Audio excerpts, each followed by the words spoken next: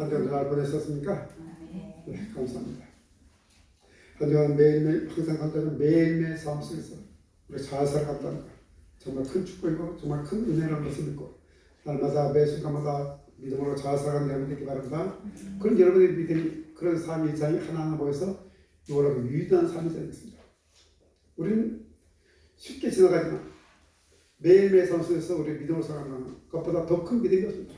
산을 옮기는 믿음 뭐 이런 것도 크다고 말하지만 진정 큰 믿음은 우리 삶 속에서 내가 살아가는 인생의 터 속에서 믿음으로 살아가는 것 그 믿음보다 더 위대한 믿음은 없습니다. 그래서 잠깐 기억하시고 날마다 믿음으로 살아가는 여러분이 바랍니다. 오늘도 교회 복된 예배 참석한 여러분 모두에게 우리 주님의 은혜와 평강이 임하기를 축복합니다. 이제 가정의 달을 지나면서 우리 가정을 생각하고 있는데 가정을 만나신 분은 하나님이시죠. 가정을 만나시면서 우리 가정이 풍성하고 행복하기를 원하셨습니다.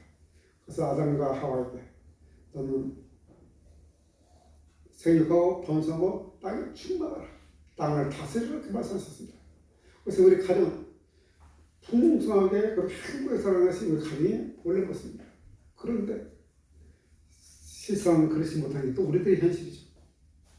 오늘 본문은 하나님의 계획과 다르게 비극적인 한 가정을 만나게 됩니다. 그 가정이 바로 롯의 가정입니다. 아브라함의 조카 롯의 가정입니다. 아브라함은 조카 롯을 아들처럼 대했습니다. 물론 롯도 아브라함을 아버지처럼 따랐습니다. 그래서 갈대 우르에서 나올 때 롯도 함께 동행하여 나왔습니다. 롯은 아브라함을 통해서 하나님이 누군지 알게 됐고 또 아브라함을 통해서 믿음으로 살아가는 것이 무엇인지를 경험하고 알게 됐습니다. 아브라함을 통해서 모든 다 보고 배웠던 롯입니다. 그런데 이런 롯이 아브라함은 믿음의 조상이 되는데 이런 롯은 비극적인 삶을 마감하게 됐습니다. 어떻게 이렇게 된 것일까요? 어떻게 했어? 그리고 우리가 믿음으로 출발했다고 했어가지고 아름다운 마음을 알 수 있는 게 아니라는 사실이죠. 믿음으로 출발했지만 어떤 삶은 비극적으로 어떤 삶은 축복된 삶으로 마감했다는 것이 성경에서 알려준 사실입니다. 오늘은 이 비극적인 가정의 모습을 살피면서 반면 거사를 삼면서 우리는 그 길을 떠나지 않고 어떻게 하면 마지막도 아름답게 마무리할 수 있는지 어떻게 우리 가정이 아름다운 삶을 갈 수 있는지 살펴보는 그 놀라운 지혜가 임하여 축복합니다. 저는 오늘 성경을 보면서 깜짝 놀란 게 있어요.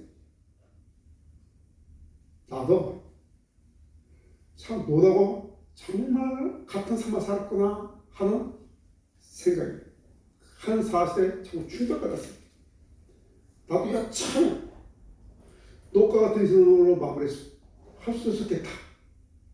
이런 생각이니까 얼마나 멀 것이 막 올라오면서 정말 끔찍했어요.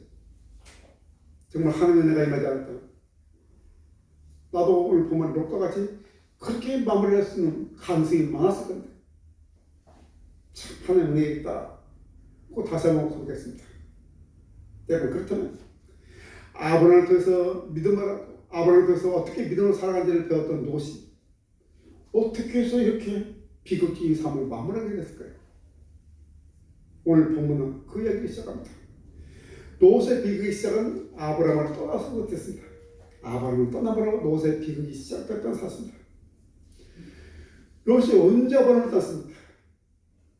오늘 본문 앞에 13장에 보면 이제 아브라함의 가축과 롯의 가축이 너무 많아지고 한 평야에서 같이 살기가 너무 좁으니까 헤어지게 됐습니다. 아브라함이 말한다. 우리 싸우지 말자. 가족끼리 싸우지 말자. 이 넓잖아. 네가 원하는 곳을 택하라. 네가 원하는 택하면 나는 네가 없는 다른 곳을 택하겠다. 롯에게 먼저 택하라고 합니다. 그래서 롯이 쫙 보니까 저기 평원 너무 멋진 곳이 있어요. 너무 멋진 곳이 있어요. 요단 들리기 너무 멋져. 거기는 꼭 예전같이 멋있다고 성경 말했어요. 작은 아버지, 난 저기 가겠습니다. 그것이 창세기 13장 21절인데 그 보면 온 지역을 택하고 다른 번역에 보면 요단 평원에서 살기라고 요단 들녘에 마음이 끌려 자기 자신을 위하여 이렇게 번역되어 있습니다. 그러니까 아름답게 땅에 보이는데 선택한 기준이 뭐라고요? 자기 자신을 위하여 아름답게 보이는 요단 들녘에 마음이 끌려 이런 말입니다. 그 10절에 보니까 그 땅이 어떻습니까? 여호와의 동상을 꼭 애굽 땅과 같았더라. 롯이 선택한 그 땅은 애굽 땅과 같았고 여호와 동상과 같았고 애굽 땅과 같았다. 저기 그렇게 평가합니다. 정말 좋은 땅이라는 거죠. 근데 여러분, 이 말은 하나님과 영적인 교제를 누리면서 동시에 세상 만족도 구하겠다. 이럴 뜻이죠. 롯은 이 두 가지를 다 누릴 수 있다고 착각했어요. 여기 사나, 저 요단 들녘 저 멋있는 곳 사나, 둘 다 가질 수 있다고 착각한 거죠. 그런데 오늘 본문을 보니까, 아니 14절 보니까 사실 롯의 마음은 뭡니까? 요단 들녘이 주는 그 평안함과 부유함과 안락을 선택한 거죠. 그래서 아브라함을 떠난 거죠. 이 선택이 롯의 비극의 시작이에요. 이 문제에 대해서 예수님이 이렇게 말씀하셨죠. 우리 기도에 있는 거죠. 너희는 먼저 그의 나라와 그의 의를 구하라. 그러면 이 모든 것을 너에게 더하시라 이렇게 말씀하시는데 그 6장 33절 이전에 보면 너희는 무엇을 먹을까 무엇을 마실까 무엇을 입을까 걱정하지 말라. 이 모든 것은 누가 걱정하는 거로 이방인들이 걱정했어요. 예? 하나님 다 채워주실 겁니다. 그러니까 너희는 먼저 그의 나라와 그의 의를 구하라. 그럼 이 모든 것은 무엇을 먹을까 무엇을 마실까 무엇을 입을까에 대한 겁니다. 지금 우리 삶이 필요한 것입니다. 이 모든 것을 다 하신다고 하셨습니다. 이 말씀이 롯이 선택할 때 기준을 삼아야 했던 말씀입니다. 바로 우리들이 기준을 삼아야 되는 말씀입니다. 하나님나라와 하나님의 의를 구하는 것이 인생의 우선순위라는 사실입니다. 먼저 하나님과 풍성한 영적인 교제를 누리면서 살아가면 우리들의 다른 문제는 다 젖어요. 하나님께서 공부하시기 때문에 하나님께서 책임지시기 때문에 다 해결된다 이 말입니다. 이런 기준이 롯에게는 없었습니다. 옛날에 저에게도 없었고 많은 그리스도인들에게도 이런 기준이 없습니다. 마치 롯과 같이 눈에 좋은 대로 보기 좋은 대로 내 마음이 원하는 곳에 끌려서 아브라함을 따랐다니까 요즘 말하면 교회를 땄다고 말하면 되겠죠. 아브라함을 땄다고 말하면 교회를 땄다고 말해도 그죠. 뭐 괜찮거든요. 그래서 교회를 떠난 사람들이 참 많습니다. 바로 이 시대에 우리에게 주는 말씀을 딱 기다리지 않습니다. 여러분 우리 기억해야 됩니다. 우리가 먼저 하나님과 교제하면 하나님과 친밀해지면 하나님 우리의 모든 삶에 필요한 것을 다 공부하십니다.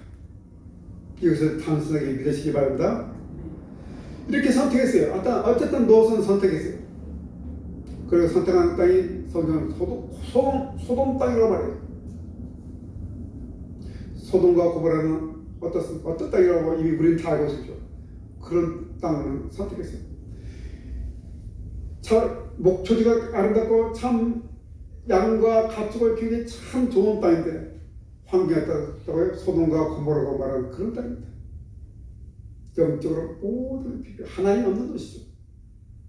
성격으로 타락했고 타락의 극친 쾌락의 극친 소돔과 고모라 땅을 선택했습니다. 그 소돔 땅에 들어간 얼마 돼서 그 땅에 전쟁이 일어났습니다. 그만 전쟁에 소돔이 쳐서 다른 사람과 롯과 함께 포로로 끌려갔습니다. 이 소식을 들은 아브라함은 자기 가병을 들고 쫓아가서 롯과 다른 사람들을 구해냅니다. 구해옵니다. 이때 포로에서 잡혀서 다시 돌아왔을 때 롯은 깊이 생각했어야 됩니다. 이것이 하나님의 경고가 아닐까. 이 전쟁은 하나님의 경고했다는 사실입니다. 지난주에는 큰 바람이었다는 사실, 하나님께서 불리는 큰 바람이에요. 그 인생을 흔들어버리는, 지금 방향이 잘못됐다 흔들어버리는 큰 경고했다는 사실. 이 전쟁 속에서 롯은 생각했어요. 이 하나님의 경고가 아닌가. 근데 롯은 다시 돌아와서도 이 좋은 환경을 버리지 못했습니다. 이 좋은 환경을 떠나지 못했습니다. 이 쾌락을 떠나지 못한, 놓지 못한 거죠. 어찌 보면 또 지난주에 뜨던 요나처럼 착각할 수도 있죠. 아, 하나님 인도하시면 하나님께서 구해주시소. 아, 감사해요. 충분히 착각할 만하고 충분히 생각할 만한 사건입니다. 근데 자기 말에는 착각을 잘주는 그 책임은 본인이 져야 되는 것입니다. 이때가 롯에게 첫 번째 기회였습니다. 그때 롯은 아브라함에게 돌아왔어야 됩니다. 교회를 떠난 많은 백성들이 이렇게 첫 번째, 두 번째 기회를 옵니다. 그때 그들도 교회에 돌아왔어야 됩니다. 그러나 롯은 여전히 세상이 주는 유익을 놓치지 못했습니다. 그 놓치지 못한 거예요. 이런 과정을 통해서 롯은 소돔 땅에 완전히 정착한 것처럼 보입니다. 오늘 19장에 보니까 롯이 어디 앉았습니까? 소돔 성문에 앉아있다고 기록하고 있습니다. 고대 시대 성문에 앉는다는 것은, 성문은 바로 그 유지들이 모이는 곳입니다. 그래서 그 성의 어떤 것을 결정하게 되고 그것이 유지들이 모이는 곳이 성문입니다. 앉아있습니다. 그 성에는 장로나 재판관이나 이런 유지들이 앉아있습니다.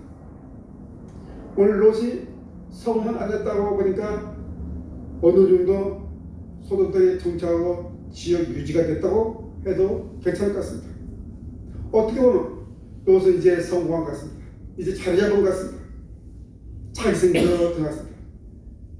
이방인으로서 들어와서 이제 자리 잡았다. 뭐 그렇게 말해도 괜찮을 것 같습니다. 그런데 다시 말하지만 이 소돔 땅은 죄악의 도시였습니다. 얼마나 죄가 심한지 하나님께서는 그 성을 그냥 두고 볼 수 없습니다. 그 심판에서 하나님께서 내놓으셨습니다. 찾았습니다. 더 정확하게 말하면 롯을 구원하기 위해서 그 성에 두 천사를 보내신 것입니다. 롯을 구하라. 이 천사가 그 소돔 땅을 방문하자 실제 롯의 위치가 밝히 드러납니다. 내 생각에는 정착해서 이제는 잘 잡았다고 생각했지만 그것은 롯의 착각이었던 것이 밝혀집니다. 롯은 아브라함에게 병들어 나그네를 정성껏 했답니다. 아브라함은 정말 나그네를 참 대접을 잘했죠. 여자간들 참 대접을 잘했죠.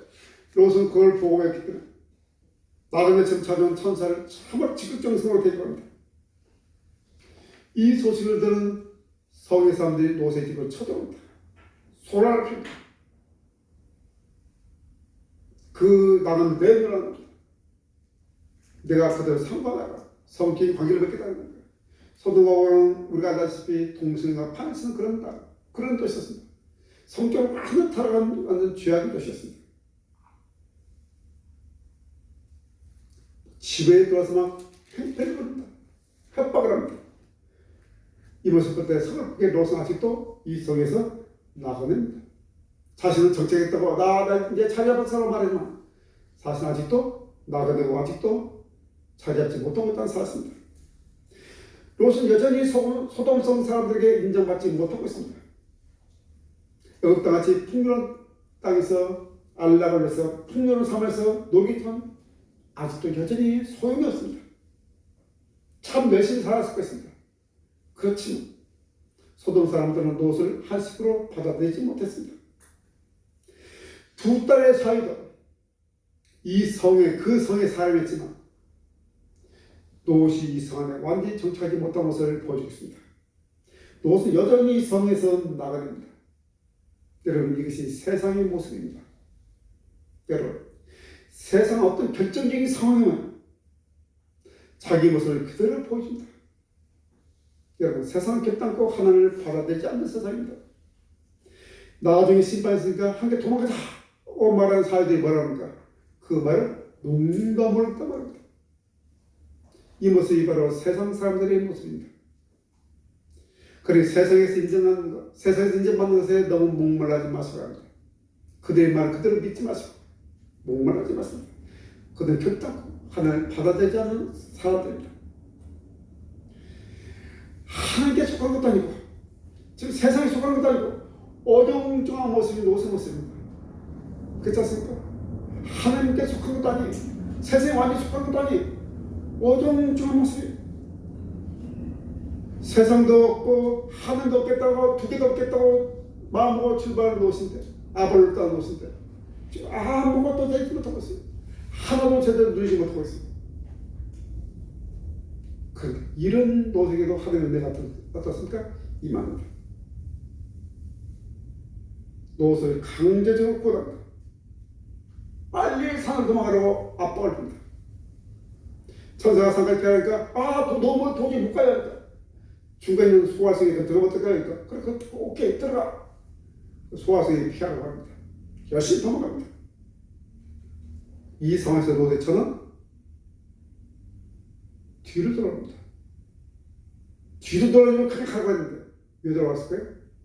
미련 때문에 뒤로 돌아갑니다.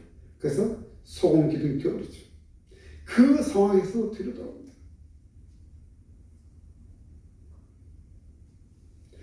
롯이 소화성에 들어가니까 하나님의 심판이 임합니다. 소돔과 고모라가 완전히 불타버렸습니다. 의인 10명이 없어서 심판을 받은 것입니다. 그런데 롯을 한번 보십시오. 하나님의 심판이 끝났네. 그 소화성이 무서워서 싸웠었습니다. 여기도 하나님의 심판이 내지 않을까. 무서워서 싸웠었습니다. 그래서 어디로 도망갑니까? 이제 산을 도망갑니다. 동굴 속에 있습니다. 하나님께서 약속하신 하나님 안전하다고 말씀한 그 약속을 믿지 못합니다. 이때가 롯에게 두 번째 기회였습니다. 이때라도 롯은 산을 도망가는 게 아니고 어디로 가야 됩니까? 아브라함으로 돌아가야 됩니다. 이때라도 롯은 하나님께 돌아가야 됩니다. 롯이 아브라함을 떤지 지금 시작은 거의 한 20년 정도 됐을 거예요. 한 20년 걸렸지만 믿음은 여전히 어려져 있습니다. 하나도 성장하지 못했습니다. 아니 오히려 더 태우고 있습니다. 산을 도망한 롯의 마지막 모습이 어떻습니까? 성경은 너무나도 추하고 너무나도 망해도 철저히 망해버린 모습을 보여주고 있습니다. 오늘 본문 뒤를 올 19년 전체 내용인데 후반부를 찾아보시기 바랍니다. 롯의 두 딸의 행동은 소돔에서 들어왔던 바로 소돔에서 봤던 그 행동과 다릅니다. 그 죄악을 다루어 해야 합니다. 자신이 원하는 일을 무엇이든 해야 됩니다. 우리들의 살아가는 세상의 모습입니다. 사람들을 살아갈 때 가장 지혜로운 것은 가장 안전한 것은 중간지대라고 말합니다. 중간지대가 참 안전하다고 말합니다. 너무 앞서가지도 말고 너무 뒤치지도 말고 중간중간이라고 말합니다. 중간만 돼. 중간만큼 살아가요. 너무 티내지 말고. 이것이 또 사상가든 철학가는 포장과 뭐라고 할까? 중용이라고 말합니다. 중용. 지나치다가 오자지 않는 덕을 갖춰준다. 참 멋진 말입니다. 동양 사상의 가장 핵심이 중용일지도 모릅니다. 동양뿐 아니고 서양의 윤리도와 서양의 철학도 이 중용 굉장히 중요한 윤리적 미덕으로 여기고 그렇게 강조합니다. 그런데 여러분, 항상 중간이 좋은가 하면 그렇지 않을 때도 참 많습니다. 어릴 때는 세상에 단 두 가지밖에 없는 줄 알죠. 흰색과 검은색. 그래서 어릴 때는 좋으면 좋은 거고 싫으면 싫은 거예요. 그래서 아이들은 좋아요, 싫어요. 분명합니다. 옳고 그름이 분명하죠. 근데 점점 자라니까 세상이 흰색과 검은색만 있는 거 중간에 색이 떠나게 됩니다. 회색이 있는 걸 알겠죠. 중간에 회색도 있고 너가 발견합니다. 그래서 어른이 되면 대부분이 회색 분자가 됩니다. 소위 세상에서 윤하고 처세를 따르는 사람들은 대부분이 이런 중간에 있는 사람들입니다. 흰색도 아니고 검은색도 아닌 중간에 있는 사람들. 상황에 따라서 흰색도 되고 상황에 따라서 검은색도 되는 그런 사람들입니다. 언제라도 자기 생각을 바꿀 수 있습니다. 그래서 회색으로 사는 것이 지혜롭고 세상에서 안전하고 살아가는 것이 요즘 세상의 지혜입니다. 그런데 이런 지혜가, 이런 생각들이 우리 신앙생활에도 침투했다는 것이 문제입니다. 교회가 세상의 눈을 받았어. 우리 교회 안에서, 우리들 안에서 이런 생각과 이런 지혜가 들어왔습니다. 그것은 지혜라고. 신앙생활에도 그대로 침투했습니다. 우리가 하나님을 믿는 사람들인데도 불구하고, 하나님의 자녀임에도 불구하고, 하나님 앞에서 살아가는 삶과 세상 사람들 앞에서 살아가는 삶 사이에서 두 얼굴 할 때가 참 많습니다. 두 얼굴의 사람들이 참 많다 샀습니다. 우리는 교회에서 얘기했던 거룩. 그런 막상 세상에서 친구들 만나고 세상 삶을 살던 그대로 똑같은 겁니다. 멋지게 바뀝니다. 완전히 변신할 수 있죠. 세상과 완전히 담을 쌓고 믿음만으로 살 수도 없고, 그 믿음을 포기하고 세상 사람처럼 살 수 없는 것이 지금 우리들의 모습이 않습니까? 믿음도 포기할 수 없고 세상도 포기할 수 없습니다. 우리들이 가장 원하는 부분이죠. 어떻게 세상적인 삶과 신앙적인 삶의 균형을 이룰 수 있을까? 어떻게 이렇게 균형 맞춰서 이룰 수 있을까? 우리가 세상 속에 살아야 되는데, 세상 속에 살아가면서 하나님의 사람을 또 균형 맞춰서 살 수 있을까? 이것 때문에 나도 고통스럽고 여러분도 고통스럽고 괴로워하는 모습입니다.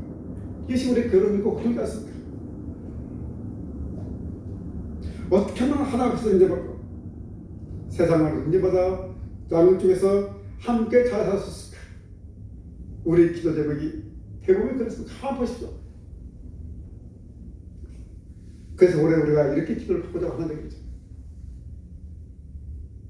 이것이 우리 모두의 갈등이고 고민이에요. 아마 여러분도 그럴 거예요. 여러분도 그렇겠죠. 나만 그런 거. 여러분. 근데 우리 기억해요.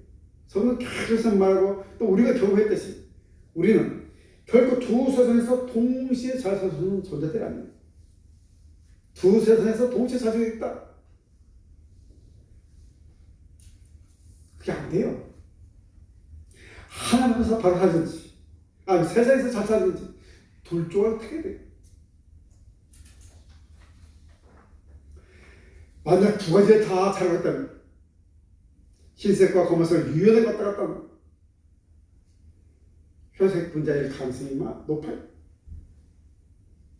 교회에서는 너처럼 기도하고 찬양하고 신앙 복을 누리고 살면서 또 한편으로는 세상 사람처럼 세상 속에서 성공을 가지고 싶은 마음이 너무 더 커요. 세상 사람에게 인정받고 또 세상으로부터 성취를 얻고 싶어요. 그래요. 우리 과거의 신앙의 선배들의 모습이죠. 영적인 부여를 택했어요. 영적인 부여를 택했어요. 세상적인 부여를 택한 사람들 아니에요. 그런데 우리는 과감하게 그 영적인 부여를 택할 힘이 없어요. 난 영적인 부여만 택하면 되더라고 결심하지만 그것을 실행에 옮길 만한 능력과 힘이 없어요. 사실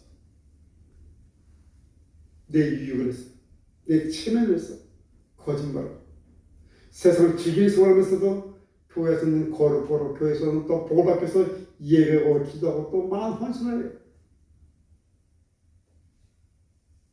또 찬양 없으면 누구라고 찬양합니까? 눈물 흘려서 고백하고 막 가진다고. 이것이 우리 현대 교회의 모습, 나의 모습이고 어쩌면 또 여러분의 모습일지도 몰라요. 그래서 성경은 분명히 말하고 있죠. 우리는 두 주인을 섬길 수 없다고. 인생은 한꺼번에 두 길을 갈 수가 없는 거예요. 인생은 동시에 두 길이 있는데 동시에 두 길을 갈 수 없다고 말하고 있어요. 프로스트인가요? 미국의 시인이니까 두 길이 있는데 내가 한 길을 택해 왔는데 가고자 하는 한 길에 아쉬움이 남는 것이 인생이죠. 그 길을 가서 내 생각 어떻게 됐을까?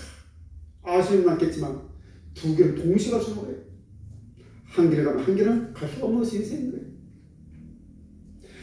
하나님께서는 하나님께 인정받는 길을 가야 되는 것이지. 하나님께 인정받는 길과 세상을 인정받는 길은 두 길이에요. 이 두 길을 동시에 갈 수 없는 거예요. 하나님께 인정받는 길을 가면 세상에서 인정받는 길을 갈 수 없는 거예요. 그리고 이 길을 다 끝나고 난 다음에 내가 세상을 인정받는 것을 못했을까라고 생각할 수 있겠지만 반대로 하늘에 이제 세상에서 인정받는 길을 선택하면 하늘에 인정받는 길을 갈 수가 없어요. 그래서 끝자리에서 내가 그 길을 갔으면 어떻게 됐을 거라고 생각하겠지만 이것이 우리 인생이지 않습니까? 그것은 어쩔 수 없는 거예요. 근데 우리가 아무리 세상에 손잡고 살려봐도 우리 믿음을 가지고 있는 한 세상은 너처럼 우리를 따돌려요. 너처럼 따돌리면 당하게 돼 있어요. 세상 결정적인 상황이 되면 그 본성을 드러내요. 왜냐하면 우리가 세상에 속한 자가 아니고 하나님께 속한 자이기 때문이에요. 우리 존재 자체가, 우리 본질 자체가 내가 막 생체해가지고 막 겉모습스럽게 해놨지만 본질 자체가 너희는 하늘에 속한 자라고 말하고 있어. 세상에 속한 자가 아니기 때문에 그런 거예요. 세상을 다 알아요. 우리 거의 막 한데도 저 사이의 본질이 뭔지를 알아요. 왜냐면 여기 말하는 거, 생각하는 것 자체가 이미 하늘에 속한 자의 말과 행동이 어렴풋이 나오기 때문에 여러분이 세상의 길을 가고 있다라도 그 속에서도 그것이 뭐 나오기 때문에 세상은 다 알고 있어요. 근데 말하자는 것은 결정이 상할 때까지 말 보고 있는 거예요. 왜냐면 자기들은 유익하니까. 이해해야 되니까. 그런 거예요. 그런데 노세 인생도 안타깝죠. 정말 안타까운 것은 노세의 모습을 보고 참 딸의 모습이에요. 이 두 딸의 모습이었어요. 이 두 딸에게는 그나마 노세에게는 그 차가운 믿음마저 없죠. 이 두 딸에게는 믿음이라고는 없어요. 이 두 딸은 완전한 세상 사람이에요. 세상 속한 자예요. 오늘 주문은 아니겠지만 35절을 볼까요? 오늘 19절 35절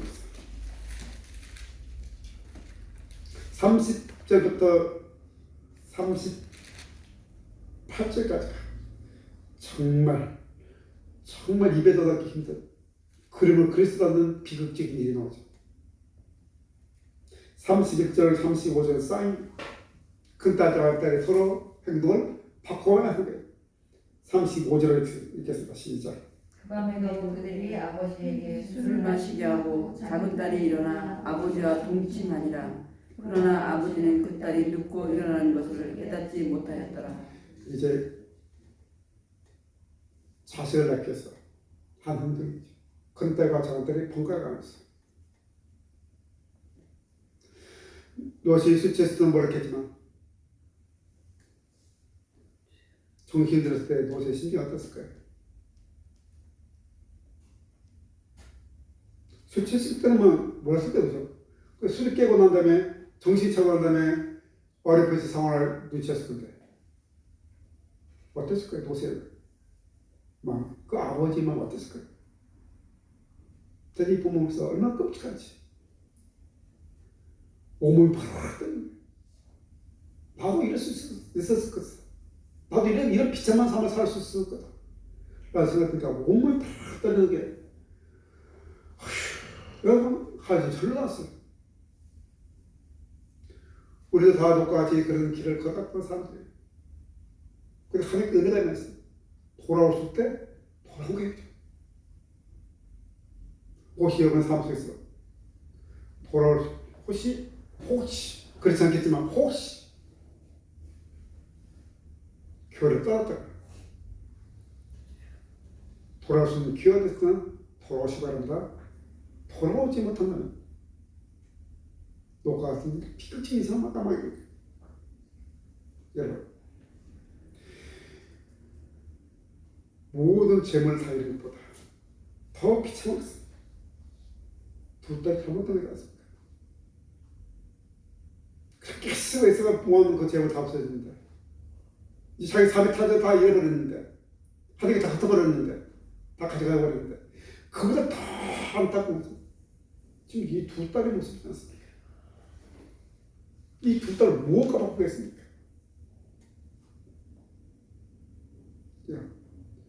우리 자식들이 나를 바라본 거예요. 부모를 바라보고 크는 거예요. 부모의 뒷모습을 보고 크는 거예요. 부모의 모든 일도수 이걸 다 보고 있죠. 특히 자식들은 24시간 다 부모의 모습을 다 보는 거예요. 우리 밖에 나가면 우리 삶을 모르기 때문에 사람들이 저번에 계산한 분, 저번에 뭐 좋은 분 뭐 하지만 나의 24시간 다 보고 자라는 것이 자녀예요.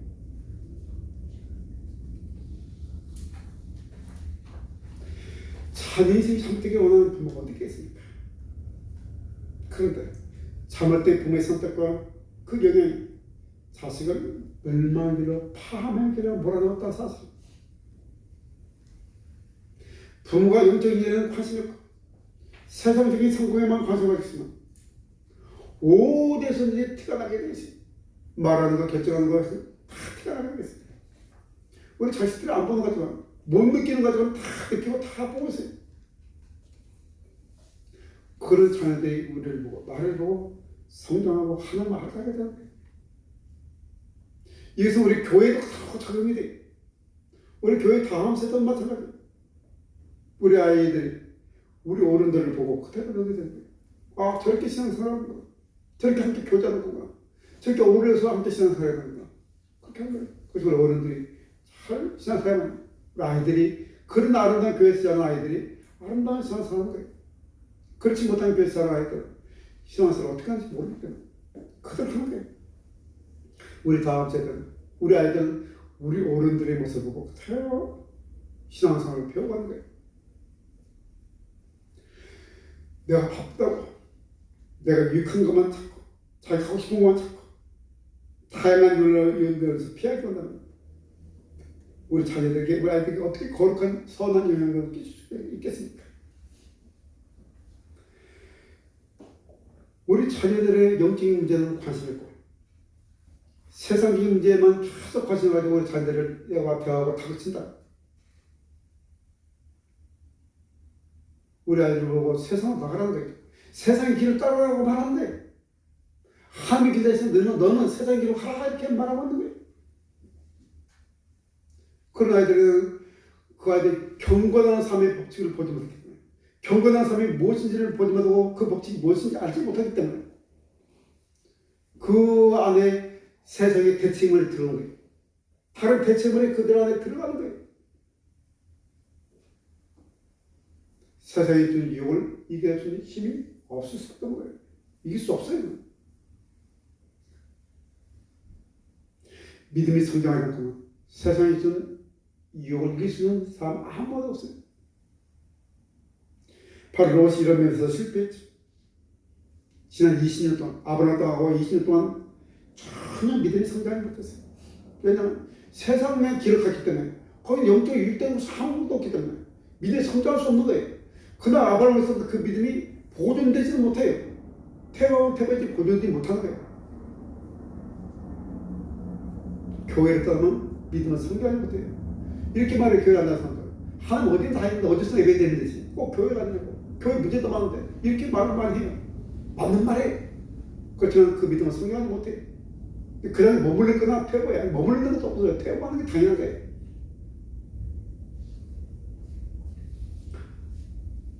여러분, 이 비극이 아쉽게도 오늘 많은 그리스도인들의 가정에서도 일어나는 비극이에요. 자칫 잘못하면 무덤까지 가져가야 될 비밀을 쌓고 있는 가정들이 참 많아요. 무덤까지 그 비밀을 갖고 가야 될 가정들이 많이 있어요. 그 비극이 있어요. 여러분, 우리 기억해야 돼요. 영적 승리를 하나님께 드리면 우리 삶이 모든 필요를 생각해서 공급해 주시다고 말하고 있습니다. 그런데 그 모든 필요를 어떻게 생각합니까? 이 땅에서 막 이제 엄청나서 그죠? 생각하는데 성경 그렇지 않아요. 우리가 생각하는 것이 아니에요. 우리가 우리의 땅에 살았는데 기본적인 그 필요를 다 공급해 주지만 그걸 가지고 세상 살자고 하는 뭐 그런 것은 없어요. 광야도 그렇고 아브라함도 그렇고 아브라함 거부 구약 때는 거부도 많았지만 그러나 성경은 그렇게 우리가 생각하고 다 그렇게 막 우리가 원하는 거와 좀 다른 것이 성경이에요. 그런 인생은 풍성해진단 말이에요. 행복해진단 말이에요. 풍성하고 행복한 부와 관계가 없어요. 전혀 관계가 없어요. 행복은 소유와 전혀 관계가 없어요. 이제 많은 돈을 버는 사람들, 제가도 그 사람 뭡니까? 행복해져서 뭐 행복해서 막 살잖아. 그때부터 어떻게 행복해지고 사는 거예요. 그걸 보면 부의 소가 탐이 없어. 우리는 내가 막 10억, 20억만 있으면 행복할까 생각하지만 결코 그렇지 않다고 성경으로 우리 경험적으로 알고 있어요. 성경으로 인생은 하나님 중심으로 살아야만이 행복하다. 나와 여러분의 가정이 진정한 행복하고 풍성한 가정을 꾸는다면 우리 가정이 하늘 중심으로 살아야만 여러분의 가정이 행복하고 풍성해졌다고 성경 말하는 거예요. 하나님을 중심으로 해서 그것을 아이들과 전달때 쉽게 말하면 말하고 생각하고 행동하는 것이 하나님을 생각하고 행동하는 거예요. 그래서 자기 말만 생각하고 살 거예요. 하나님을 생각하고 살 거예요. 지금 내가 어쩔 수 없이 세상에서 살지만 이쪽 살아면서도 우리 머릿속에서 항상 누굴 생각하고 하나님을 생각하고 살아야 돼요. 그 삶 속에서 우리는 믿음의 시련과 싸움과 분투가 일어나겠지만 하나님의 인도하심과 도우심과 이끄심을 경험하고 살아가면서 우리 삶이 풍성해지고 행복해지는 삶인 거예요. 우리 삶이 우리 가정이 풍성해지고 행복해지는 비결은 하나님을 중심으로 사는 거라고 오늘 로스 통해서 우리에게 알려주는 거예요. 그거 좀 떠나버리면 생각도 차기 싫은 비극적인 삶으로 마감한다고 가르치는 거예요. 반면교사 삶을 하는 거예요. 이 사실의 길까지 우리 모두 하나님을 중심으로 생각하고 살아가고 나의 인생이 또 우리 가정이 풍요롭고 행복한 삶을 살아가는 저와 여러분들을 축복합니다. 기도드리겠습니다.